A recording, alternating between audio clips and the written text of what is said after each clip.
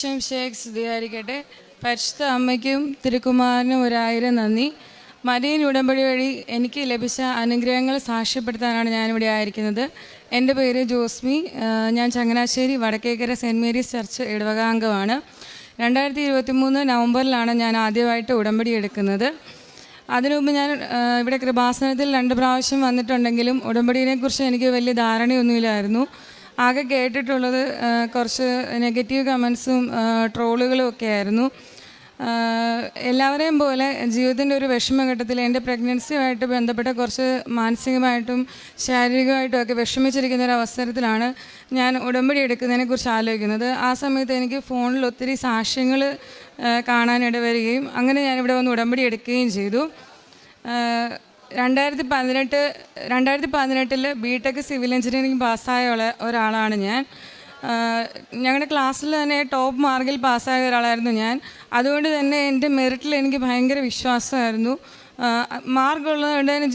കൊണ്ട് തന്നെ ജോലി ലഭിക്കുമെന്ന് എനിക്ക് നല്ല ഉറപ്പായിരുന്നു. അതുപോലെ തന്നെ എനിക്കൊരു പ്രൈവറ്റ് ഫേമിൽ ജോലി കിട്ടി. ഞാൻ വളരെ കുറച്ച് നാളെ അവിടെ വർക്ക് ചെയ്തുള്ളൂ. അതിനുശേഷം എനിക്ക് ഭയങ്കര ബുദ്ധിമുട്ടായിട്ട് ഞാൻ അവിടെ നിന്ന് റിസൈൻ ചെയ്തു ഇറങ്ങി. അതിനുശേഷം പല ആപ്ലിക്കേഷൻ അയക്കുകയും ഇൻ്റർവ്യൂസിലൊക്കെ പങ്കെടുക്കുകയും ചെയ്തെങ്കിലും എനിക്ക് വേണ്ട രീതിയിലൊരു ജോലിയൊന്നും ലഭിച്ചിരുന്നില്ല. പിന്നെ 2019 മുതൽ ഞാൻ ഗവൺമെൻറ് എക്സാംസുകൾ PSC എക്സാംസുകൾ എഴുതാൻ തുടങ്ങി. അത് എൻജിനീയറിംഗ് ഡിപ്പാർട്ട്മെൻറ്റുമായിട്ട് ബന്ധപ്പെട്ട എക്സാമുകളാണ് എഴുതാൻ തുടങ്ങിയത്. കുറേ എക്സാമുകൾ നോട്ടിഫിക്കേഷൻ വരും, എക്സാം എഴുതും, ഷോർട്ട് ലിസ്റ്റ് വരും, റാങ്ക് ലിസ്റ്റ് വരും. ഇതിലൊക്കെ ഉണ്ടെങ്കിലും എനിക്ക് ജോലി ലഭിക്കത്തക്ക റാങ്ക് ഒന്നും ഇല്ലായിരുന്നു. വേക്കൻസികളെക്കാളും വളരെ കുറഞ്ഞ റാങ്കായിരുന്നു എനിക്കുള്ളതുകൊണ്ട് തന്നെ ജോലി ലഭിക്കില്ലെന്ന് ഏറെക്കുറെ ഉറപ്പുള്ള രീതിയായിരുന്നു. അതുകൊണ്ട് തന്നെ ഞാനിവിടെ ആദ്യമായിട്ട് ഉടമ്പടി എടുക്കുന്ന സമയത്തൊന്നും എൻ്റെ ജോലി കാര്യം എൻ്റെ ഒരു നിയോഗമായിട്ട് ഞാൻ എഴുതിയിട്ടില്ലായിരുന്നു.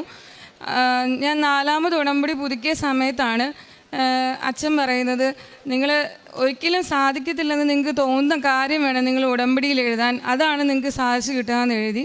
അപ്പോൾ എനിക്ക് ഉറപ്പുള്ള കാര്യമാണ് ആ ലിസ്റ്റിൽ നിന്നൊന്നും എനിക്ക് ജോലി കിട്ടത്തില്ലെന്ന്. അതുകൊണ്ട് തന്നെ ഞാൻ ആ മാതാവിനോട് പറഞ്ഞു, മാതാവേ ഈ ലിസ്റ്റ് തീരാറായി, എനിക്ക് ഇതിനകത്തൊന്നും ജോലി വാങ്ങിച്ചു തരണമെന്നും പറഞ്ഞ് ഞാനൊരു നിയോഗമായിട്ട് എഴുതി.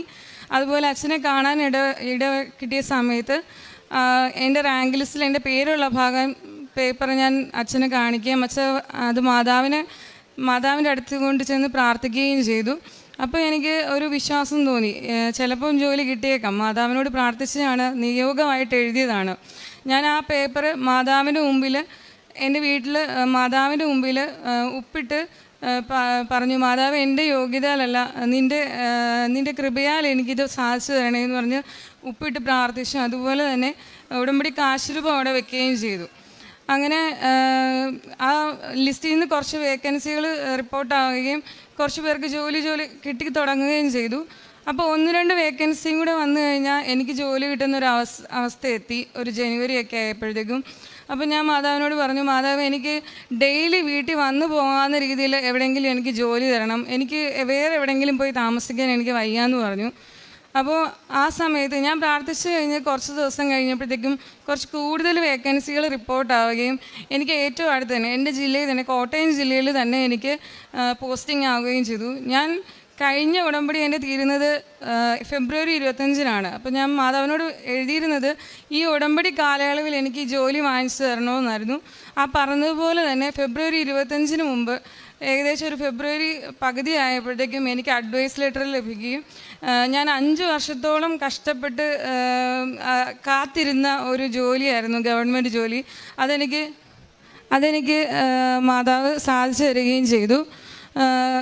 ഈ ഒരു കാര്യമാണ് ഞാനിവിടെ സാക്ഷ്യപ്പെടുത്തുന്നത്.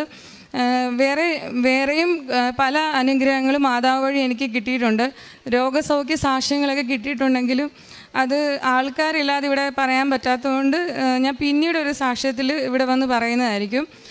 പിന്നെ ഞാൻ പ്രേക്ഷിത പ്രവർത്തനമായിട്ട് ചെയ്തിട്ടുള്ളത്, എല്ലാ മാസവും ഇവിടുന്ന് പത്രം വാങ്ങിക്കുകയും ഞാൻ ഹോസ്പിറ്റലിലൊക്കെ പോകുമ്പോൾ അവിടെയൊക്കെ വെറുതെ പത്രങ്ങൾ കിടക്കുന്നത് കാണാം. അതുകൊണ്ട് ഹോസ്പിറ്റലിലും കടകളിലും ഒന്നും കൊടുക്കാതെ ബസ് സ്റ്റാൻഡുകളിലും അതും ദൂര സ്ഥലങ്ങളിൽ പോവുകയാണെങ്കിൽ അവിടെ പോയി ഓരോരുത്തരുടെ കൈകളിൽ ഇത് കൃപാസനത്തിലെ പത്രമാണ്, നിങ്ങൾ കൃപാസനത്തിൽ പോകണമെന്ന് പറഞ്ഞ് ഏൽപ്പിച്ച് കൊടുക്കുകയും അതുപോലെ തന്നെ ഇവിടുത്തെ സ്റ്റോർ ചെയ്ത് വെഞ്ചരിച്ച് മാതാവിൻ്റെ കാശുരൂപങ്ങൾ വാങ്ങിച്ച് ഓരോരുത്തരുടെ കയ്യിൽ കൊടുത്ത് മാതാവിൻ്റെ കാശുരൂപമാണ് ഇത് വെച്ച് പ്രാർത്ഥിക്കണം എന്ന് പറഞ്ഞ് കൊടുക്കുകയും ചെയ്തിട്ടുണ്ട്. അതുപോലെ തന്നെ അച്ഛൻ്റെ ഡെയിലി ബ്രെഡും അതുപോലെ ചൊവ്വാഴ്ചയിലെ ധ്യാനങ്ങളും ഞാൻ വാട്സപ്പ് സ്റ്റാറ്റസ് ഇടാറുണ്ട്. അപ്പോൾ വാട്സപ്പ് സ്റ്റാറ്റസ് ഇടുമ്പോഴത്തേക്കും ആകെ ഒരു 30 പേരോ 35 പേരോ ഒക്കെ ആകെ ആ സ്റ്റാറ്റസ് കാണുന്നുള്ളൂ. അപ്പോൾ ഞാൻ യൂട്യൂബിൽ ചെറിയൊരു ചാനൽ തുടങ്ങി. എന്നിട്ട് അതിലേക്ക് അച്ഛൻ്റെ ഇവിടെ പറയുന്ന സാക്ഷ്യങ്ങളും അച്ഛൻ്റെ ടോക്കിലെ കുറച്ച് പോർഷൻസും ഒക്കെ 1 മിനിറ്റുള്ള വീഡിയോ ആക്കി കട്ട് ചെയ്ത് എഡിറ്റ് ചെയ്ത് അതിടാൻ തുടങ്ങി. അപ്പോൾ അതിൽ കുറേ വ്യൂസൊക്കെ കിട്ടി. അപ്പം ഏറ്റവും കൂടുതൽ എനിക്ക് വ്യൂ കിട്ടിയിട്ടുള്ളത് 1,25,000 വ്യൂ വരെ എനിക്ക് ഒരു വീഡിയോയ്ക്ക് കിട്ടിയിട്ടുണ്ട്. അതുപോലെ തന്നെ ഏറ്റവും കുറഞ്ഞ വീഡിയോയ്ക്ക് പോലും 1000-2000 വീഡിയോയ്ക്ക് വ്യൂ വരെ കിട്ടുന്നുണ്ട്. അതുപോലെ തന്നെ ഒരു 1000 പേരോ 500 പേരൊക്കെ ഈ സാക്ഷ്യങ്ങളൊക്കെ ഷെയർ ചെയ്യുമ്പം എനിക്ക് ഭയങ്കര സന്തോഷമാണ്. ഞാൻ പ്രേക്ഷിത പ്രവർത്തനം കൂടുതലായിട്ട് ചെയ്യുന്നുണ്ടല്ലോ മാതാവ്, എനിക്കതിന് സാധിക്കുന്നുണ്ടല്ലോ എന്ന് പറഞ്ഞ് ഞാൻ മാതാവിന് നന്ദി പറയാറുണ്ട്. പിന്നെ കാരുണ്യ പ്രവർത്തിയായിട്ട് ഞാൻ ചെയ്യുന്നത് വീട്ടിൽ നിന്ന് തന്നെ ഫുഡ് ഉണ്ടാക്കി ജനറൽ ആശുപത്രിയിലും മെഡിക്കൽ കോളേജ് ആശുപത്രികളിലുമൊക്കെ കൂട്ടിരിപ്പുകാർക്കും രോഗികൾക്കും ഒക്കെ കൊണ്ടു കൊടുക്കാറുണ്ട്. അതുപോലെ നമ്മളെ കൊണ്ട് പറ്റുന്ന രീതിയിൽ ആരെങ്കിലും നമ്മളോട് പൈസയുടെ സഹായം ചോദിക്കുകയാണെങ്കിൽ നമ്മളെ കൊണ്ട് പറ്റുന്ന രീതിയിൽ സഹായിക്കാറുണ്ട്. പണ്ടൊക്കെ ഞാൻ വിചാരിച്ചിരുന്നത് നമുക്ക് കാശുണ്ടായാൽ മാത്രമേ കാരുണ്യ പ്രവർത്തികൾ ചെയ്യാൻ പറ്റുമെന്നാണ്. പക്ഷേ ഉടമ്പടി എടുത്തതിലൂടെ എനിക്ക് മനസ്സിലായി നമ്മുടെ കയ്യിൽ കുറച്ച് കാശുകളെങ്കിലും അതിനകത്തുനിന്ന് നമുക്ക് കാരുണ്യ പ്രവർത്തികൾ ചെയ്യാൻ സാധിക്കുമെന്ന്. പിന്നെ എൻ്റെ ആത്മീയ ജീവിതത്തിലുണ്ടായ മാറ്റം, ഞാൻ എല്ലാ ഞായറാഴ്ചയും പള്ളിയിൽ പോകും, പ്രാർത്ഥിക്കുകയൊക്കെ ചെയ്യുന്ന ആളാണ്. 2 മാസം കൂടുമ്പോഴോ 3 മാസം കൂടുമ്പോഴോ കുമ്പസാരിച്ചിരുന്ന ഒരാളാണ്. ഉടമ്പടി എടുത്ത് പിന്നെ 2 ആഴ്ച കൂടുമ്പോൾ കുമ്പസാരിക്കണം, അല്ലെങ്കിൽ ഒരു ഭയങ്കര വിഷമമാണ്. പിന്നെ ഇട ദിവസങ്ങളിൽ ഞാൻ പള്ളി പോകാറേ ഇല്ലായിരുന്നു.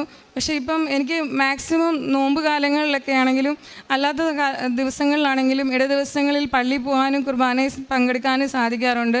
സന്ധ്യാപ്രാർത്ഥനയിൽ ഒരു മുടക്കവും വരാതെ കൊണ്ടുപോകാൻ സാധിക്കാറുണ്ട്. പ്രാർത്ഥിക്കാനും ബൈബിള് വായിക്കാനും ഒക്കെ സമയം കിട്ടാറുണ്ട്. അതുപോലെ തന്നെ എനിക്ക് മാനസികമായിട്ട് ഒത്തിരി വിഷമം ഉണ്ടാക്കിയിരുന്ന കുറേ റിലേറ്റീവ്സൊക്കെ ഉണ്ടായിരുന്നു. അപ്പോൾ അവരോടൊക്കെ എനിക്ക് ഭയങ്കര ദേഷ്യം ഉണ്ടായിരുന്നു. അവരുടെ വീട്ടിൽ പോലും ഞാൻ കയറത്തില്ലായിരുന്നു, അവരോട് സംസാരിക്കാനും എനിക്കിഷ്ടമില്ലായിരുന്നു. ഉടമ്പടി എടുത്തേ പിന്നെ എനിക്ക് അവരോട് ക്ഷമിക്കാനും അവരുടെ വീട്ടിൽ പോയി പ്രാർത്ഥിക്കാനും മാതാവിനെക്കുറിച്ച് സംസാരിക്കാനും ഉള്ള ബോധ്യം കിട്ടി. ഞാൻ അങ്ങനെ സംസാരിക്കുകയും അവരോട് ക്ഷമിച്ച് അവർക്ക് വേണ്ടി പ്രാർത്ഥിക്കാനുള്ളൊരു ബോധ്യം എനിക്ക് മരിയൻ ഉടമ്പടിയിലൂടെയാണ് കിട്ടിയത്. എൻ്റെ റൂമിൽ ഞാനൊരു വാക്യം ഒട്ടിച്ച് വെച്ചിട്ടുണ്ട്. റോമയുടെ 9-ാം അധ്യായം 16-ാം വാക്യം, മനുഷ്യൻ്റെ ആഗ്രഹമോ പ്രയത്നമോ അല്ല, ദൈവത്തിൻ്റെ ദയയാണ് എല്ലാത്തിൻ്റെയും അടിസ്ഥാനം. ഇവിടെ അച്ഛൻ എപ്പോഴും പറയുന്ന പോലെ not by merit but by grace, അതായത് നമ്മുടെ യോഗ്യതയും കഴിവൊന്നുമല്ല, ദൈവത്തിൻ്റെ കൃപയാണ് നമ്മുടെ എല്ലാ ഉയർച്ചകൾക്കും കാരണമെന്ന് ഞാനിപ്പോൾ ഉറച്ചു വിശ്വസിക്കുന്നു. ജീവിതത്തിൽ എന്ത് നല്ലതുണ്ടായാലും അത് ചീത്തയാണെങ്കിലും എല്ലാം ദൈവത്തിൻ്റെ ഇഷ്ടപ്രകാരമാണെന്നും അത് ദൈവത്തിന് വിട്ടുകൊടുത്തുകൊണ്ട് ജീവിക്കാനും ഞാനിപ്പോൾ പഠിച്ചു. ഇനിയും ഇവിടെ വന്ന് സാക്ഷ്യം പറയാനും ഉടമ്പടി ജീവിക്കുവാനാണ് എൻ്റെ ആഗ്രഹം. ഇവിടെ വന്ന് ഇനി സാക്ഷ്യം പറയുവാൻ എനിക്ക് സാധിക്കട്ടെ എന്ന് ഞാൻ ആത്മാർത്ഥമായിട്ട് ആഗ്രഹിക്കുന്നു. മാതാവിനും തിരുക്കുമാരനും 1000 നന്ദി.